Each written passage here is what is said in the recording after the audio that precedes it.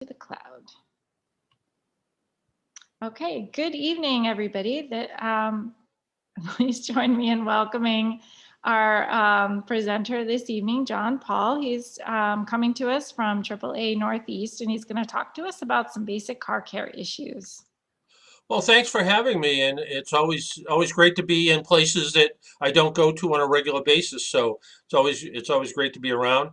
Um, like Robin said, I'm from AAA. I've been at AAA now for 36 years, I guess.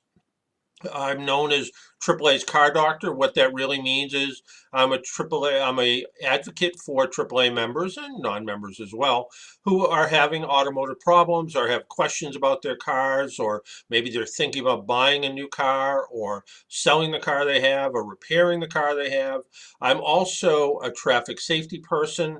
I I'm a lead instructor for something called the AAA Driver Improvement Program. So a lot of my background at AAA is traffic safety related issues. I'm also a child passenger safety technician and instructor. So I teach typically caregivers, law enforcement, EMS folks how to properly put in car seats. So everything sort of blends together with automotive, traffic safety, and passenger protection inside vehicles. And I always try to help people wherever I can with whatever kind of car problems that they have. But I was asked to talk about kind of spring car care and getting your car ready for springtime.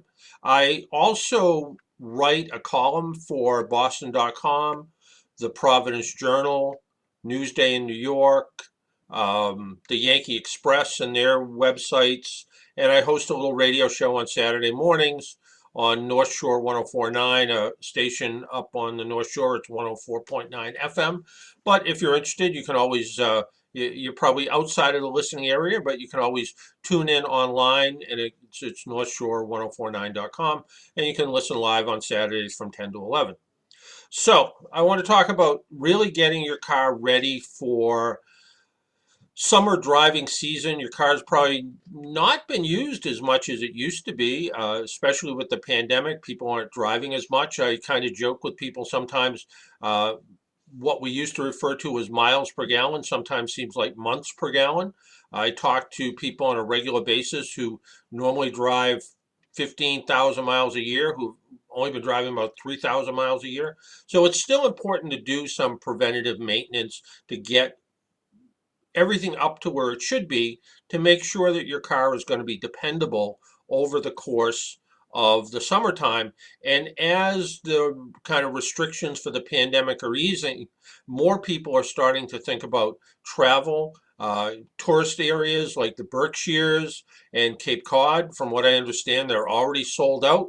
So it is going to be a busy summer travel season. So we want people to make sure that their cars are in good shape.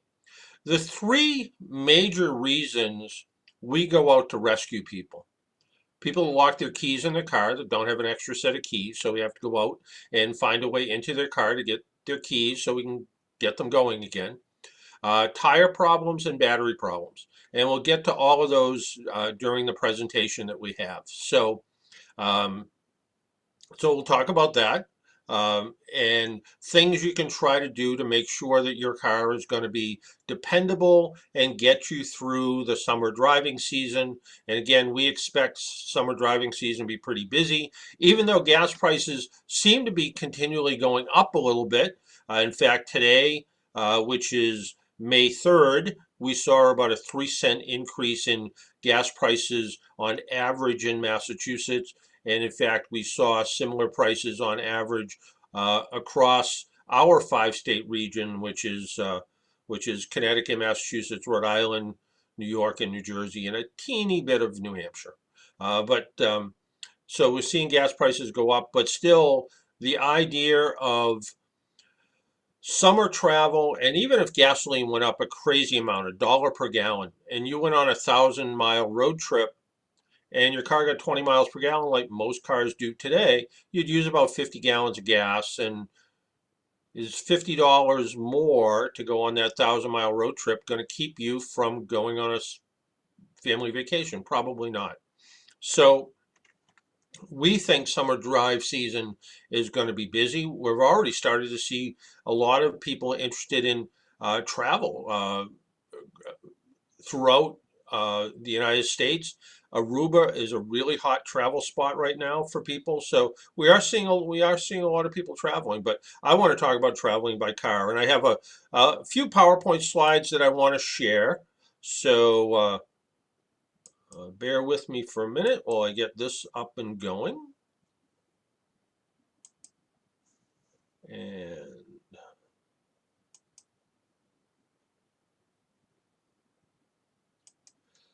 And again, thank you for having me at the Bancroft Memorial Library.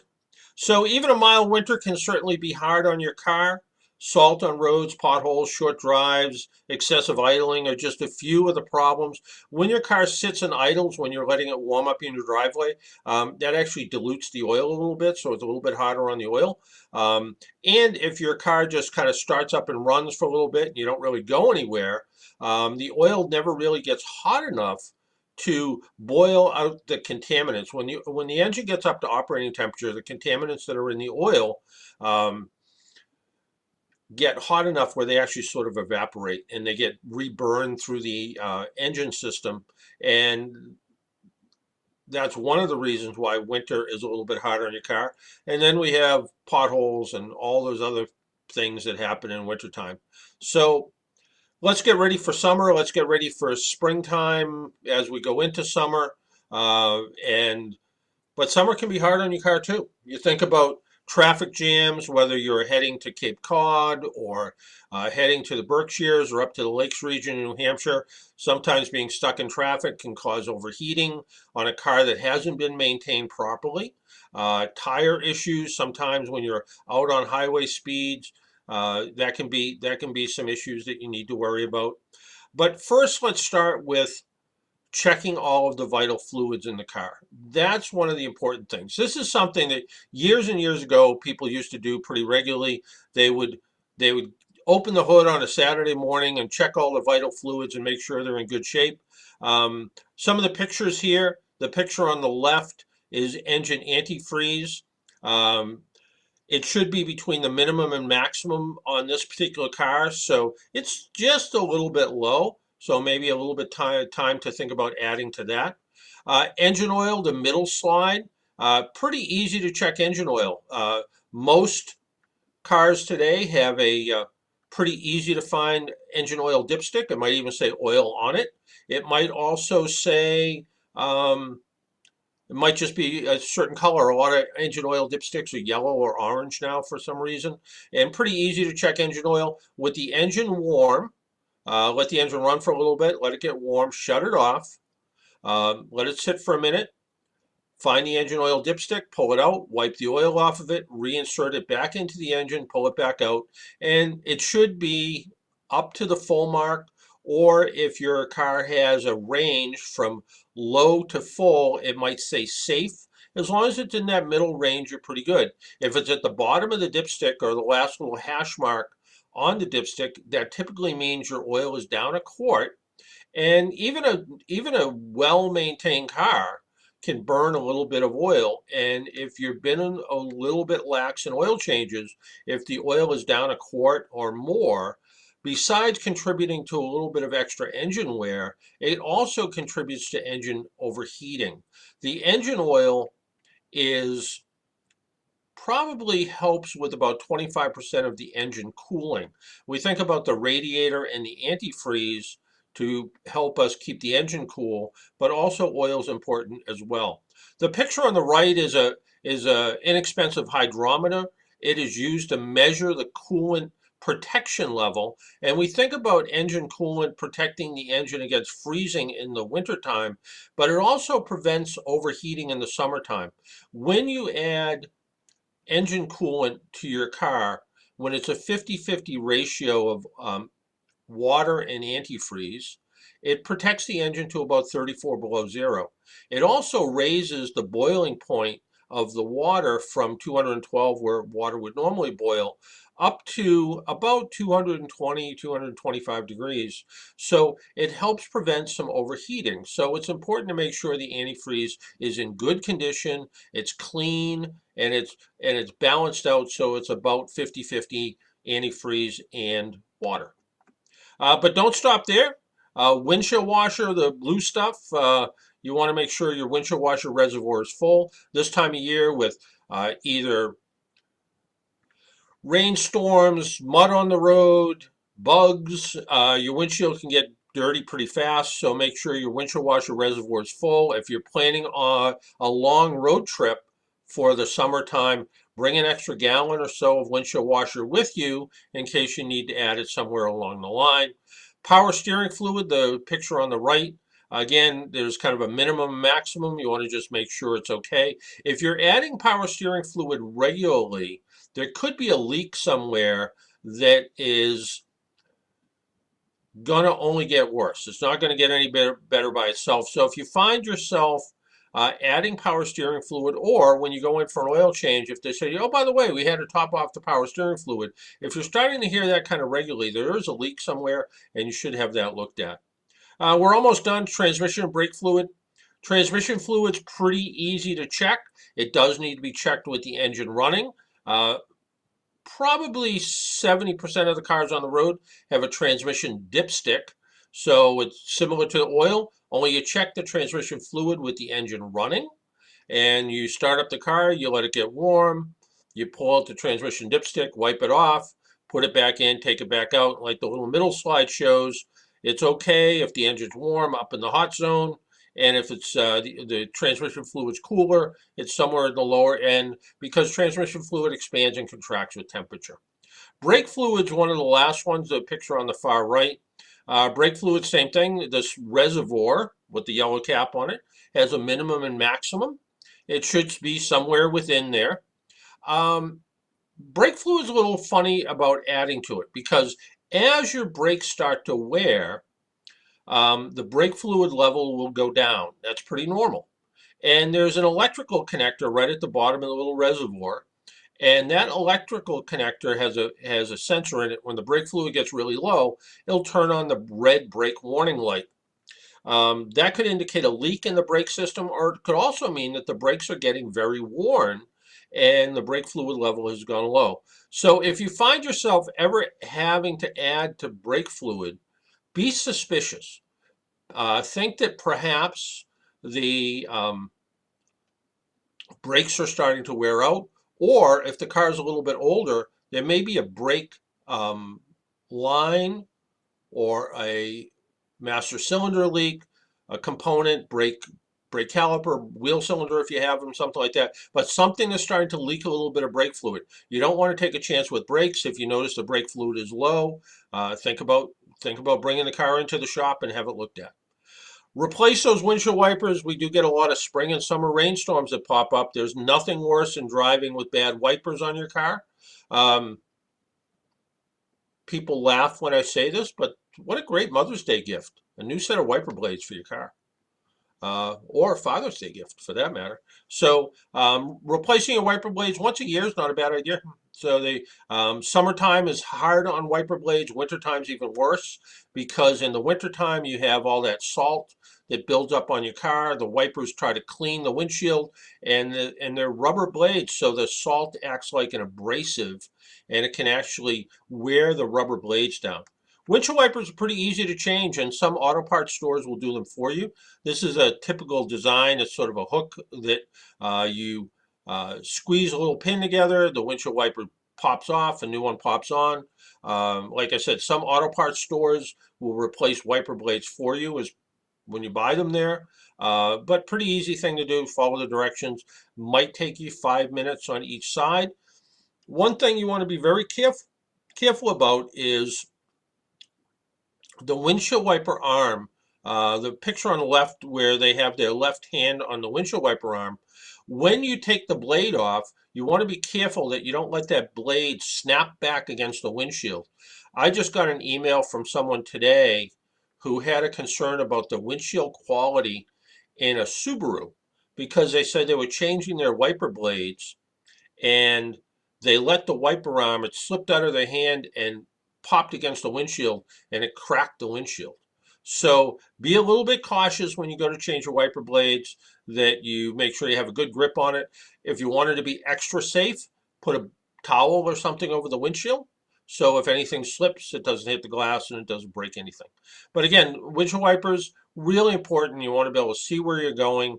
You want to be able to um, make sure that, most people think about their wiper blades when it's raining, and then when it stops raining, they stop thinking about it again. So it's important to make sure the wipers are in good shape. And don't forget about the battery. Summer heat is worse for battery than winter cold. Winter cold puts a strain on the battery. What happens in the winter time, the oil's thicker in the engine, the battery loses capacity. When the temperature gets down to about 30 degrees, you lose about 30% of the battery capacity. When it gets down to zero, you need about 50% more power to crank the engine over because the oil's thicker and the metals, just everything's cold and it's harder to get the engine to crank over. But it's the summer heat that is actually really hard on the battery. That's what affects the chemical composition. Here in New England, a battery lasts anywhere from 3 to 5 years, sometimes even 6 or 7 years. In hot weather states like Florida and Arizona, batteries only last 2 or 3 years because it's that summer heat that does a battery in. So if your battery's more than 5 years old, certainly get it tested. Maybe if it's only 3 years old, get it tested. And what they'll do is it depends where you go. If you have AAA come out, we can test your battery for you. But we'll come out and we'll disconnect the battery cable, so the middle picture here, and we'll clean all the connections. Then we'll hook up a very specific battery tester, and we can actually see what the life is of the battery. So we can know what kind of shape it's in, whether it's batteries are all rated at certain amperage ratings, and we can tell with the tools we use, if it's a 600 amp battery and it's only capable of 300 amps, well, that battery's half the capacity. It's at the end of its life. It's time to replace it before that summer heat gets to it.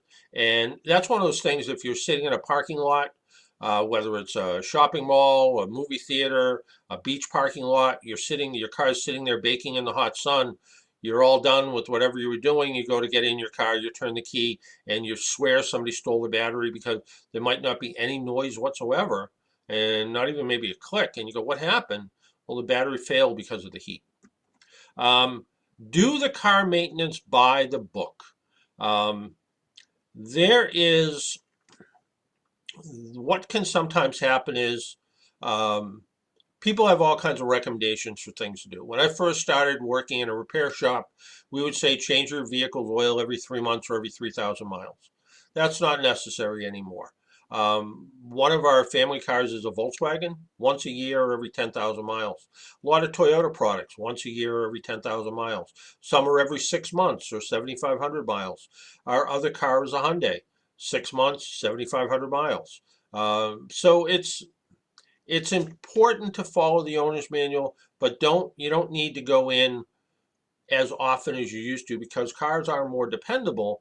But it also means that you still need to go back to the very beginning and check all those vital fluids periodically, because 6 months without opening the hood is a long time to go without doing any kind of maintenance. So look in your owner's manual of your car. There's going to be a maintenance schedule, and it's going to tell you certain things you need to do. Um, this one, the schedule on the right says lube, oil, and filter every 5,000 miles or 3 months. Um, it depends. It depends on the car. To me, that would almost be a little too often. But there are going to be cars that need to have maintenance done more often. If you tow a camping trailer over the summertime, maintenance goes up a little bit. If you tow a boat, if you use your car for ride hailing, if you're a Lyft or a Uber driver, or you deliver for Amazon, or you deliver for Uber Eats, that kind of steady, short distance driving is a little harder on it. And all car companies have two maintenance schedules, one for normal driving and one for what they refer to as more severe or heavy duty driving. Towing a trailer, driving extensively with a rooftop carrier, things like that. That's where you'd want to switch up the maintenance a little bit and do it a little bit more often. There's nothing wrong with doing maintenance more often other than it costs you more money. So you want to think about that when you're doing your maintenance. So maintenance isn't always what it appears. This is, and I'm not picking on Nissan, I just happen to find this picture on the internet, and it has 5,000 mile premium recommended service. I don't know what that means. It means that you're getting an oil and filter change, you're rotating the tires, you're cleaning and adjusting the brakes, and you're getting a multi-point inspection for $73.35. Well, an oil and filter change and tire rotation, well, that can get a little bit expensive. The one that kind of made me a little bit more concerned is the 30,000 mile recommended service. Again, I said oil and filter change, a transmission service. There is hardly a Nissan product that needs to have the transmission service at 30,000 miles. Some do, but not that many. Replace the cabin air filter and the engine air filter. Well, if they're dirty, you would replace them, but also you replace the engine air filter 15,000 miles previously. Chances are in a year it didn't get that dirty. Um, Battery service, test your battery, rotate the tires and clean and adjust the front and rear brakes. Well, there's nothing really to clean and adjust on any brakes. You can look at them, can't really even clean them. And cars with four-wheel disc brakes, there's nothing to adjust.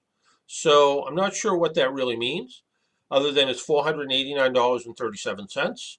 And even when I priced out what would have normally been done at a 30,000 mile service, um, here's what Nissan recommends.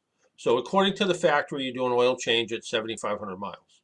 Transmission fluids checked at each oil change, but not replaced at 30,000 miles. So the transmission fluid doesn't need to be replaced. The cabin air filter, they actually say replace it yearly. So to me, it depends on if it's dirty or not, but yearly's okay. The engine air filter at 30,000 miles, well, here we agree, but it also said replace it at 15. So we're replacing it with that schedule. We're replacing it twice as often as it should be. Check the battery, great idea. We'll do it for you. Rotate the tires, good idea. We'll do it for you. And well, I shouldn't say that. We had a special with our approved auto repair garages. We'd check your brakes and rotate your tires for free with some AAA approved repair shops during the month of April. But can't hurt to do it. And clean and adjusted brakes, like I said, disc brakes have no adjustments, so there's nothing to adjust. So I'm not sure what they mean. The actual cost, nowhere near $500. So again, look in your owner's manual. If you go in for service, whether you go into your local repair shop or a dealership, and they have this menu board of things you should do, or they're recommended, so it's sort of their premium service, compare it to what it says in your car's owner's manual. And if you don't have the owner's manual, most owner's manuals today are online and you can find them. And that's when people have car questions and they ask me what I should do to my car, I have a couple of electronic databases that I use. One is something called AllData. The other one's from a company called Mitchell. And they both give you the factory recommended service. But if I'm even not sure about those, what I'll do is I'll go to the owner's manual and see what it says there, just to make sure that everything agrees, because sometimes these things can be a little bit more than they should be. Somebody wrote to me just today, and they had a 2014 Infiniti, and the dealer's recommending they replace the brake fluid. And they said, I've never replaced brake fluid in my car in my life. Why do I have to replace my brake fluid? And in fact, Infiniti recommends replacing brake fluid at 30,000 miles. So they have a reason for it. So to stay with the factory maintenance, replacing the brake fluid is money well spent. They also recommended replacing the engine coolant, and they wanted my thoughts on that. And their car was a little bit older, but I said, really, it comes down to what the coolant looks like. If it's protecting the engine against freezing and overheating, it's good and clean. It hasn't turned acidy, which engine coolant can be. You measure engine coolant pH just like you would a swimming pool or a hot tub, and if it starts to get too acidy, it's time to flush it all out and put some new engine coolant in there. Replacing a cabin air filter is something you can do yourself. In fact, I got a call from a woman about a couple weeks ago now, and she had a Chevy Equinox. And she said to me, the dealer told me I need a new engine air filter and a new cabin air filter. Can I do it myself? So I said to her, yeah, I'll send you the directions how to do it. And it was about like this picture. On the left hand side picture, it shows a dirty air filter in the front and a clean air filter in the back. On the right hand picture, that's the open glove compartment. You open the glove compartment all the way up so the bin of the glove compartment folds down past the actual opening. Behind the glove compartment, there's a little door where the cabin air filter fits, and there's a couple little clips. You pull it out, you take the air filter out, you put the new one in, put it back in. The engine air filter, depending on how it's done, can be easy or it can be a little harder. The picture on the left is a Volkswagen or an Audi, and their filter's a little bit of a pain to replace in that. There's some clips, but you can get it out. It's not too hard to replace. The picture on the right is actually uh, a picture of my car, and it's a Hyundai, and there's two little clips in the front, and it opens a little door. The filter slides out, a new one slides in. Literally, you can change the air filter on my car in under a minute. It's that easy to do. The car on the left, a little bit longer to do, but not too bad. So what happened? The woman with the Chevy Equinox, she said, well, where do I get the filters? And I said, well, if there's a Napa Auto Parts store near you, AAA members actually get a little discount. So, and she said, well, yeah, I think there is. So she went and got her filters, and she called me back a couple days later, and she said, I replaced both of my filters. She said, it took me about 40 minutes because I took my time. And she said, it cost me $45, I think, for both filters, and the dealer wanted 159. So she said, because you gave me a little bit of advice, should I save myself over $100? And I did it myself, and I feel happy with doing it myself. So I felt good about that. So certainly there are some do-it-yourself things you can do, and it can be pretty easy. Cleaning your car, cleaning out that winter crud that builds up in your car, washing it. The picture on the left with the red SUV. One of the things I liked about the picture, besides the whole family washing the car, is they have two buckets. And one bucket's got the soapy water in it. One bucket you rinse the sponges off in it. That way you're not transferring the dirt from the soapy water back onto the car again. So wash with dip the sponge or chamois or whatever you're using to wash your car in the soapy water. Put all the soap on. Wash it off in the clear water. And kind of go back and forth so you have one clear bucket and one that has the dirty soap in it. That way you're not transferring it back and forth. So it's just easier on it. Vacuum the car, get the car really clean inside. All that built up dirt and junk in the car can collect moisture. That moisture can cause rust in little areas like around the seats and things like that. But also it can be a place where you can get, where stuff can get trapped. When you have enough dirt and junk inside your car, it can actually attract critters. So you don't want to do that. Cleaning all the surfaces. There's all kinds of different interior protectants now that you can clean all the surfaces with. And also handy if you're worried about COVID, disinfecting. Use alcohol-based rather than some of the other products that can be hard on touch screens. So if you're using a disinfectant that has hydrogen peroxide in it. Read the directions and see whether it's okay for navigation, touch screens, radio screens, things like that. Sometimes it can actually discolor them, so be careful of that. But clean the interior up. A clean car, a clean, well-maintained car, visually helps improve the value of the car. So it can, if you're thinking about trading a car in, you'd be surprised how much more you can get for a car when it's clean and neat looking. Um, I Years and years ago, a coworker of mine wanted to trade his car in. He got a really kind of lousy trade-in price, and he said to me, "My car's worth more than that." I said, "Look at it." I said it's dull, it's dirty inside, it's really something you need to clean up. So we spent an afternoon waxing the car, cleaning it up, checking all the fluids. We didn't change any, we just made sure they were all full. Looking at the tires, airing them up, cleaning them up, vacuuming the inside, throwing out any junk that was in the car. Even it was a sedan, so opened up the trunk, cleaned out the inside of the trunk, made sure it looked good and dry inside the trunk. Um, Put an air freshener in the car so it smelled nice inside. And he, about a week later, went back to the same car dealership and they offered him $1,000 more for a trade-in, only because the car was clean and neat. So it can make a real difference. So don't do that to your car. Don't take your car to a car wash and hose off the interior, even if you did see it online. So you might find it on YouTube, but that's not how you want to clean the interior. You want to use dedicated cleaning products for the interior of the car. If you can't find dedicated interior products, um, mix up a little dish detergent and water and just use the foam. So stir it all up so it gets kind of a froth on top of it. Just use the soap suds. Don't use the liquid.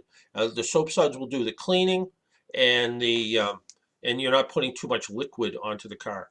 If you have a really dirty, disgusting car, um,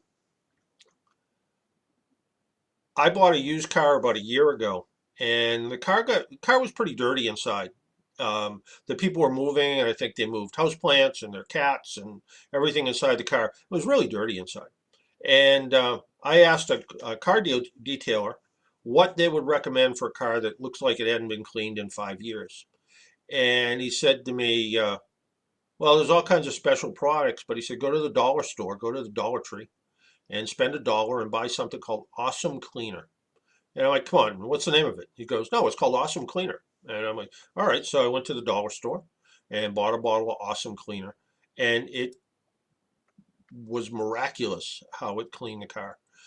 Cleaned all the dirt and stuff off the inside of the interior. It's a Volkswagen, so it's not leather and it's not vinyl. It's leather text, so it's fake. It's fake leather. And but I sprayed the stuff on, and I tried regular like automotive shampoo. I tried carpet cleaner that you would use in your house. I even took a steam mop outside and tried cleaning it with the steam mop. Didn't clean it. This I spent $1 and it was stuff worked really good and it cleaned all the stuff and also cleaned anything sticky out of the car too, which they had a couple stickers inside the car and things and cleaned all that stuff off. Spring is pothole season, unfortunately. With spring flowers come spring potholes. Um, Whenever you see a big puddle in the road, that big puddle could be covering a big pothole. So be careful.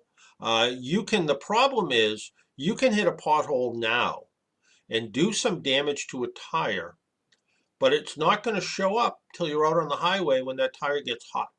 So you're going to drive your car around town, it's going to feel perfectly normal, but all of a sudden you get out on the highway and the sidewall of the tire may have been damaged. And it may be damaged on the inside where you can't see it. So that's why it's important to get your car into a garage where they can check all the tires and wheels after wintertime and make sure there's no tire damage.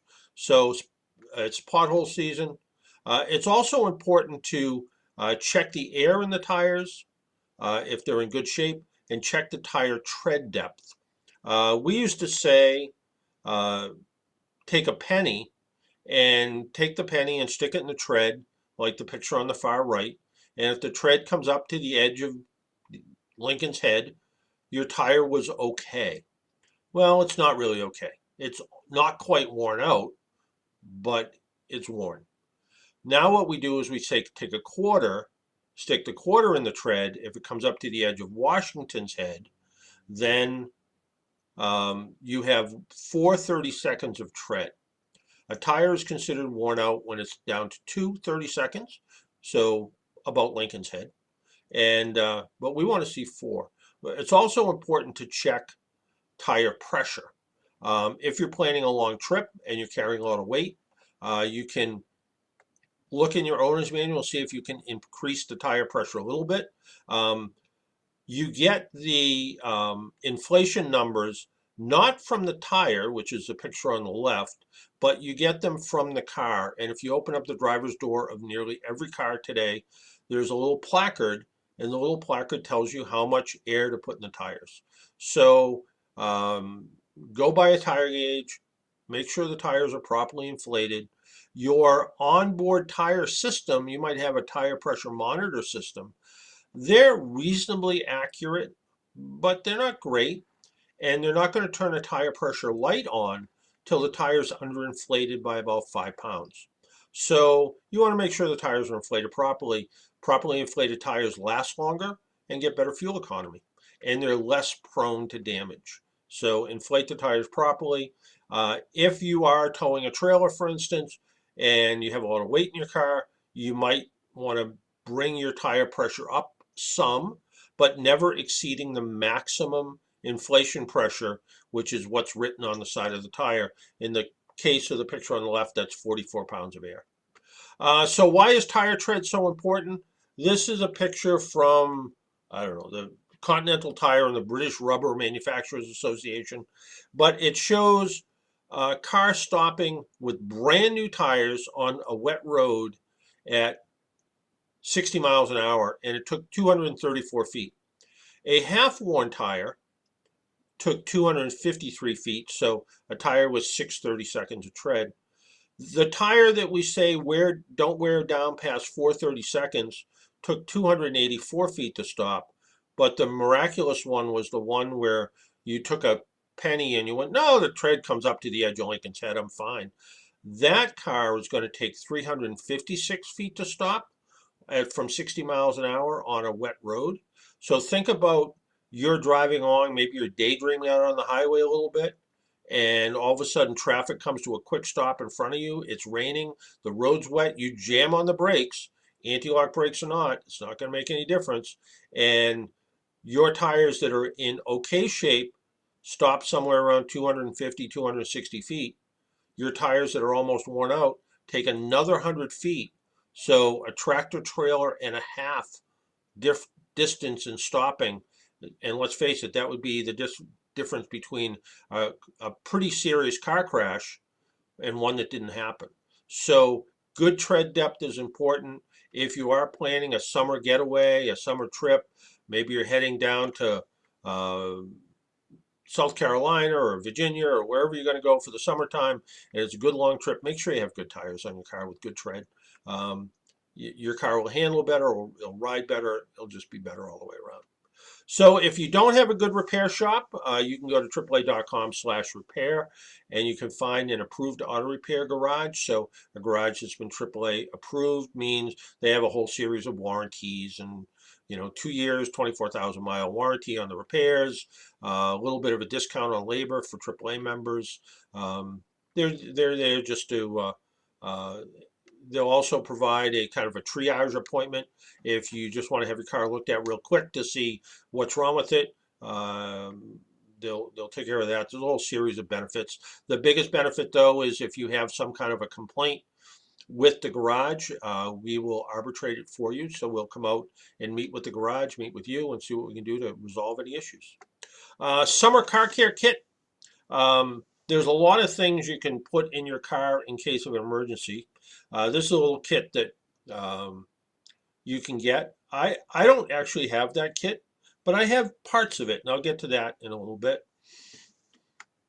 And then finally, if you have any questions for me, the easiest way to find me is AAA.com/car doctor, and there's a place there that says ask a question, and I answer every question that's asked, even if it's something really obscure that has nothing to do with me.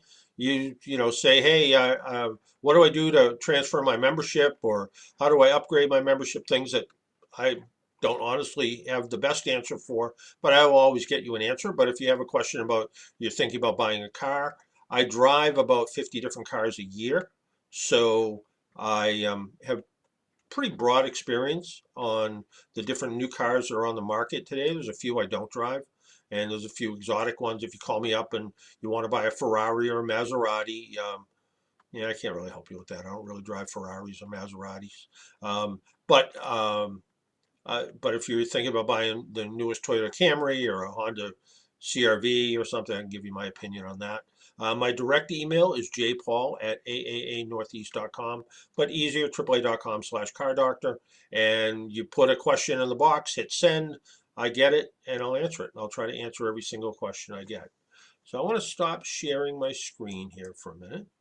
So what do I keep in my car for emergencies? Well, I keep a tire gauge so I can check my tire pressure. And there's all kinds of different tire gauges. This kind, there's a dial style. There's even a fancy electronic one that uh, measures both tire pressure and tread depth. So there's a little slider thing on here, and it can measure, I don't know if you can read the numbers, but it can measure the tread depth from 0 to 9/32 of tread. So you know what kind of shape your tires are in. Um, I carry a little flashlight with me wherever I go. As we get older, you need, from the time you turn 20 to the time turn 60, you need about 3 times as much light to see. I keep a little pen light style flashlight like this. I use my phone too, but I like this better. And it's just a little push button kind of thing, and just makes it so I can see what I want to look at. So if I drop my keys under my seat or something, that's in the glove compartment. It's ready for me. Um, I don't carry emergency warning triangles anymore. Um, I shouldn't say that. I have one car has them, but I now what I do is I carry some kind of electronic light. This one's pretty neat. It's all rechargeable. It's a lithium-ion battery. Um, so it's a bright light. It's a red light. It flashes. It's a flashlight on the bottom. And I didn't realize this, but when it's in that setting, it's actually flashing SOS. I showed this at a meeting, and somebody said to me, "Well, that's SOS." And I hadn't even thought about it, and he was right. I looked it up, and it was. What's also nice about this, because it is a rechargeable um, lithium-ion battery, and this is just one of many kinds. This is made by a company called Works. This isn't the one that's in my wife's car, but hers is similar to this. It also has a couple of USB ports, so you can charge up your phone. But what's nice about it is, I don't carry jumper cables anymore. I carry one of these, or something like this, a jump pack. So in this unit, you can plug in little jumper cables, and you can actually jump start your car with it. So if you've ever had a dead battery, and even if you have jumper cables with you, you need to find the good Samaritan that you can say, "Hey, can you help me jump start my car? My battery's dead, but I have cables." This you don't need the helper, and you can just jump start your car. It makes it nice and easy. I used to carry a lot of tools with me. There isn't that much I can really fix anymore. You know, I carry one of these kind of utility knife things. You know, it's got a knife blade, it's got a screwdriver, um, it's just enough to, if something falls off of the car, so it's got a little screwdriver blade. You know, if the license plate falls loose, pliers, wire cutters.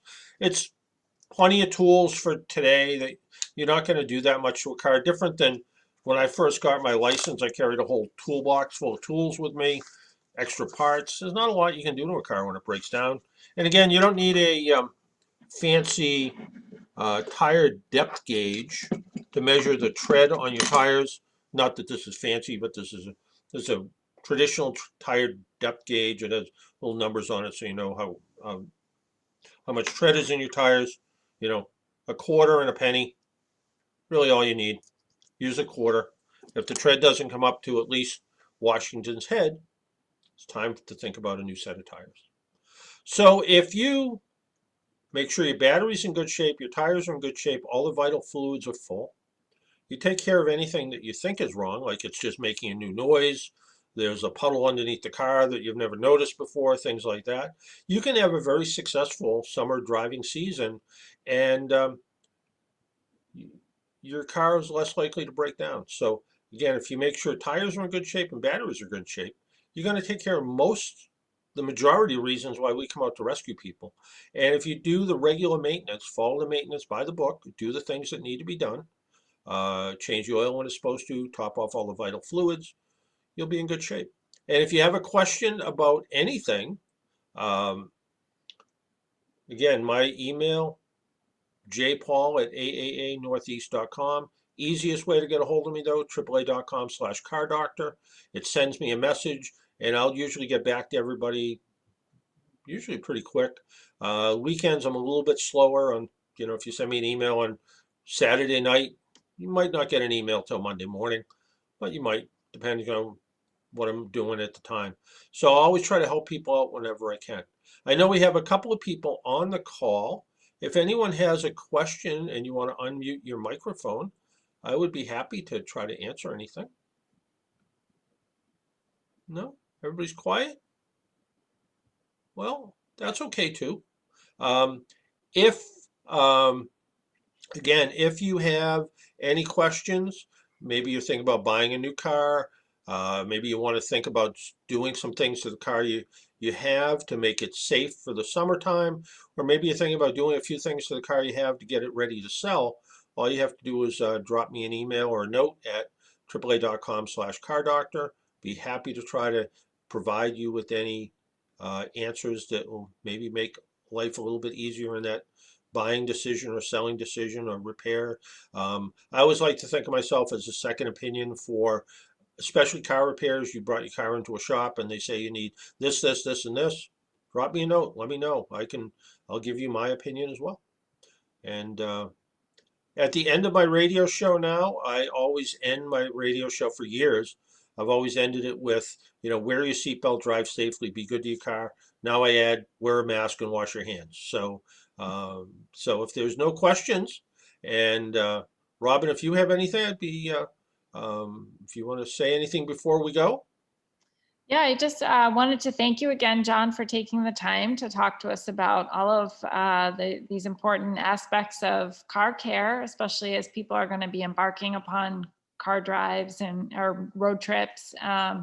So I really was struck by the tire diagram showing, if you have wear on your tires, how far. I mean, that was a significant difference when your Yeah, tires are really yeah. worn. So definitely not something that people So should. get out there with a quarter tomorrow and go measure Yeah, your tire tread. yeah, Make exactly. sure your tires are in good shape. Yeah. And just a reminder that AAA does offer a lot of great services. I forgot how many awesome services you all provide. So certainly encourage people to take advantage of that. And thank you again for being here. And we learned, I learned a lot. So Yeah, and again, if people are watching this later on the recording, certainly if they have a question, I'm always happy to answer questions. So just go to that website, AAA.com/car doctor. It goes right to me. There's a little box that says ask a question. Happy to do it. great. Thank you so much. Have a good night. All right. Take care, everyone. Be safe. Be well. Good night. Good night.